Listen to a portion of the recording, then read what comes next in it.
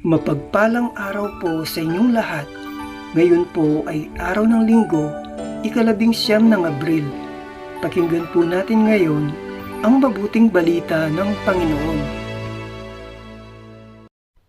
Pagbasa mula sa mga gawa ng mga apostol. Noong araw ng Pentecostes, tumayo si Pedro at ang 11 apostol at nagsalita siya ng malakas. Mga kababayan at mga naninirahan sa Jerusalem, pakinggan ninyong mabuti ang aking sasabihin. Mga Israelita, pakinggan ninyo ito. Si Jesus na taga Nazaret ay sinugo ng Diyos. Pinatutunayan ito ng mga himala, mga kababalagan, at mga tandang ginawa ng Diyos sa pamamagitan niya. Alam ninyo ito, sapagkat lahat ay naganap sa gitna ninyo. Ngunit ang taong ito na ibinigay sa inyo ayon sa pasya at pagkaalam ng Diyos sa mula't mula pa, ay ipinapako ninyo at ipinapatay sa mga makasalanan. Subalit siya'y muling binuhay ng Diyos at pinalaya sa kapangyarihan ng kamatayan. Hindi ito maaaring mamayani sa kanya, gaya ng sinabi ni David.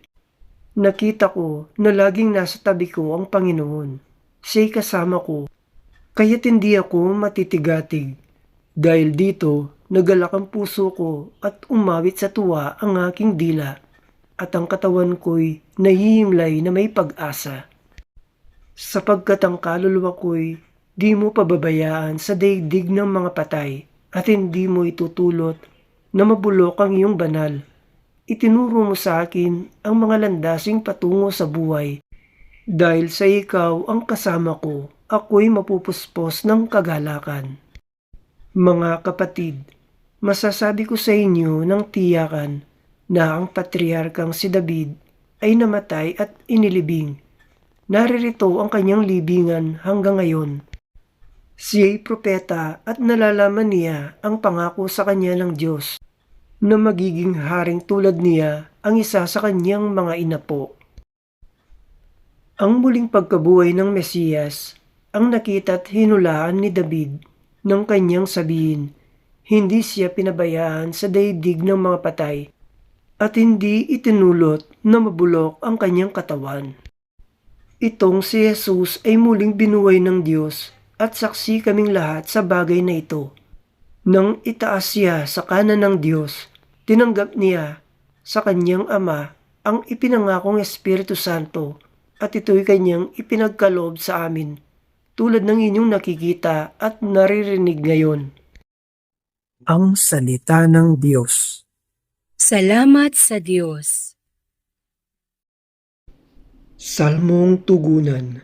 Ituro mo ang landasin ng buhay kong hahantungin. O Diyos, ako'y ingatan mo, ingatan ang iyong lingkod. Ang hangad ko ay maligtas, kaya sa iyo dumudulog. Ika'y aking Panginoon, ang wika ko sa aking Diyos, kabutihang tinanggap ko, ay ikaw ang nagkaloob. Ikaw lamang, O Pun ko, ang lahat sa aking buhay, ako'y iyong tinutugon sa lahat kong kailingan. Ituro mo ang landasin ng buhay kong hahantungin. Pinupuri ko ang Poon na sa akin ay patnubay. Kahit gabi, diwa niya ang sa akin umaakay. Nababatid ko na si kasama ko oras-oras. Sa piling niya, kailan may hindi ako matitinag. Ituro mo ang landasin ng buhay kong hahantungin. Kaya't ako'y nagdiriwang, ang diwa ko'y nagagalak. Ang lagi kong nadaramay, hindi ako matitinag. Pagkat di mo tutulutang, ang mahal mo ay malagak sa balon ng mga patay, upang doon ay magnas. Ituro mo ang landasin ng buhay kong hahantungin. Ituturo mo ang landas na buhay ang hahantungan. Sa piling mo'y madarama ang lubos na kagalakan. Ang tulong mo'y nagdudulot ng ligayang walang hanggan. Ituro mo ang landasin ng buhay kong hahantungin. Pagbasa mula sa unang sulat ni Apostol San Pedro. Mga pinakamamahal ko, walang itinatangi ang Diyos.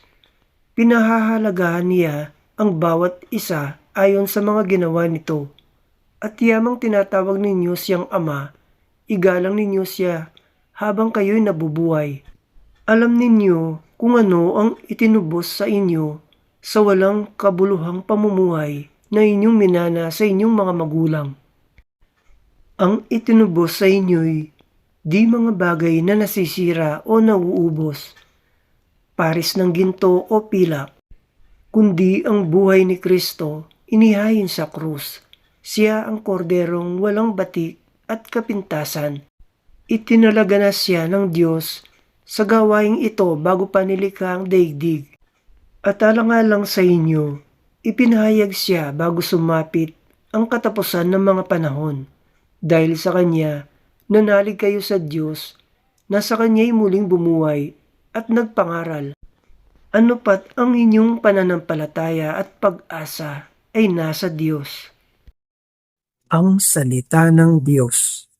Salamat sa Diyos. Aleluya, aleluya, Poong Jesus, aming hiling, kasulat ay liwanagin, kami ngayoy pag-alabin. Aleluya, aleluya. Ang mabuting balita ng Panginoon ayon kay San Lucas.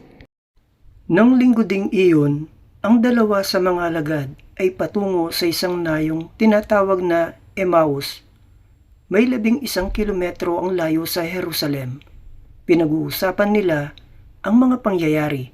Samantalang nag-uusap sila at nagtatanungan, lumapit si Jesus at nakisabay sa kanila.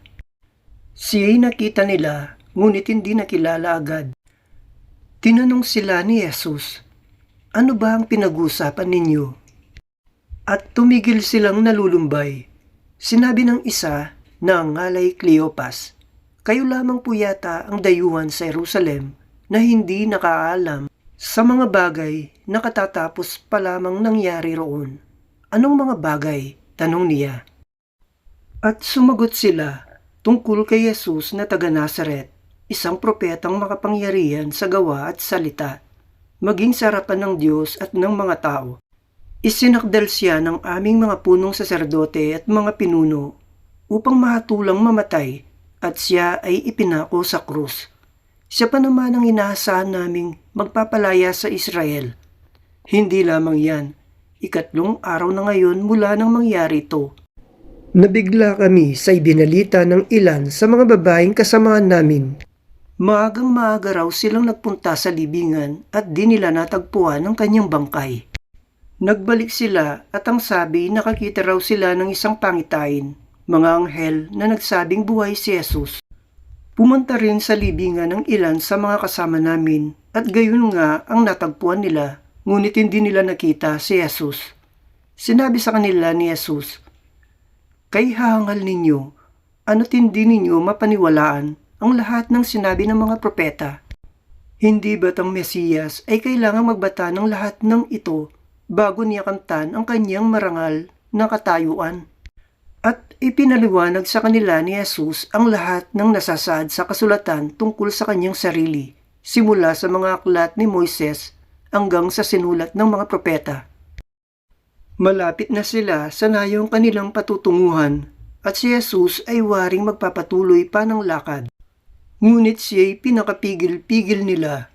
"Tumuloy na po kayo rito sa amin," anila, "sapagkat palubog na ang araw at dumidilim na." Kaya't sumama siya sa kanila. Nang siya'y kasalo na nila sa hapag, dumampot siya ng tinapay at nagpasalamat sa Diyos.